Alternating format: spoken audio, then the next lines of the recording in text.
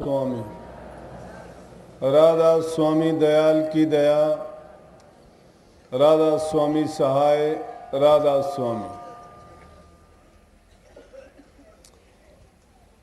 बुजुर्गों, माताओं, बहनों, जितने भी सत्संगी प्रेमी आए हो, सत्संग का लाभ उठाएं।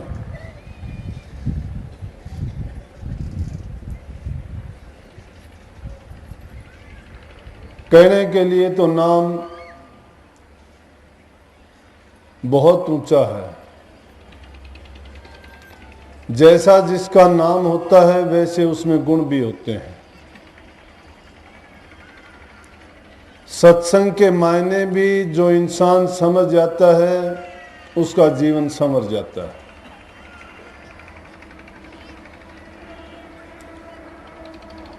लेकिन ये रचना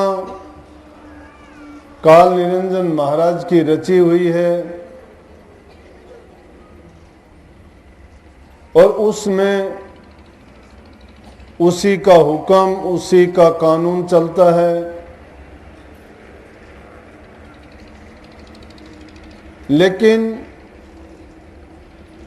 जो रूह यहां आई हुई हैं ये सत्पुरुष की भेजी हुई हैं। परंतु जो ही संसार में आई, इनके लिए ऐसी चक्रव्यूह की रचना रची कि उन कामों में फंस के इसको कभी अपना आदि घर याद नहीं आया।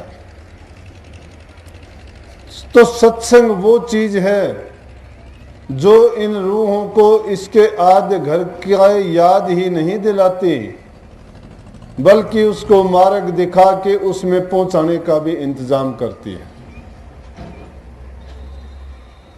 सत्संगों के माध्यम से, सत्संग करने से बड़े बड़े पापी, बड़े बड़े नीच, बड़े बड़े दुष्ट, बड़े बड़े खुटकर्मी तिरगे, कसाई का काम करने वाले तिरगे, जिनके ऐसे ऐसे कर्म थे कि कितने ही जन्म लेने पड़ते तो वो कर्म नहीं करते, परंतु महापुरुषों के सानिध्य में गए, उनका संग किया, सत्संग सुना और उनके वचन की पालना की, तो न केवल उनका जीवन संवरा बल्कि वो संसार से सदा सदा के लिए मुक्त होके चले गए।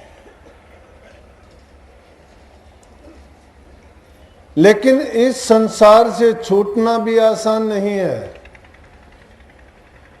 महापुरुष तुम्हें छोटी सी बात अपनाने के लिए कहते हो, तुम्हारे ऊपर पहाड़ टूट पड़ता है, उसको आप अपना नहीं सकते। क्यों नहीं अपना सकते? कि जिस काम को करते करते करते करते उसका अभ्यास हमने इतना कर लिया कि उसी का रंग होके बैठ गए, उसी का रूप हो गए हम, उसमें ऐसे ढले कि पक्के रूप से वही कर्म करना, उसी में जीना, उसी को अपना जीवन मान लिया, चाहे वो बुरा है चाहे वो भला है। परंतु संतों के संग में जाओगे तो जिस प्रकार से दर्पण आपको आपकी बुराई, भलाई, सुंदरता या कुरूपता दिखा देता है, उसी प्रकार से सत्संग भी वो दर्पण है जो जीव को अपनी असलियत का ज्ञान करा देते हैं। और यही अब शब्द जो गाया उसकी पहली लाइन से पहले जो दो बोले थे, और उन दो में सबसे पहले दुआ कहा था कि सतगुरु सिर पे राखिए चलिए आज्ञा मां, कहे कबीर ता दास को तीन लोक भैरना। कि सतगुरु को सिर पर रखने का मतलब सतगुरु की आज्ञा का पालन है, उनके वचन को मंत्र मान के रात दिन उसी की पूजा, उसी का सुमन, उसी का चिंतन और उसी का ध्यान करते रहोगे उसी का रूप भी हो जाओगे। लेकिन हम क्या करते हैं कि असर नहीं पड़ता, रात दिन सुनते जाते हैं, एक बार सुन लिया उसी पल भूल जाते हैं। कितने प्रेमी मेरे पास जाते हैं, कहते हैं कि हमारा सत्संग रखो, उस आश्रम में हमारा सत्संग नहीं हुआ। मैं कहता हूं सत्संग तो किसी का भी हो, सभी हमारे हैं, किसी दूसरे का है नहीं।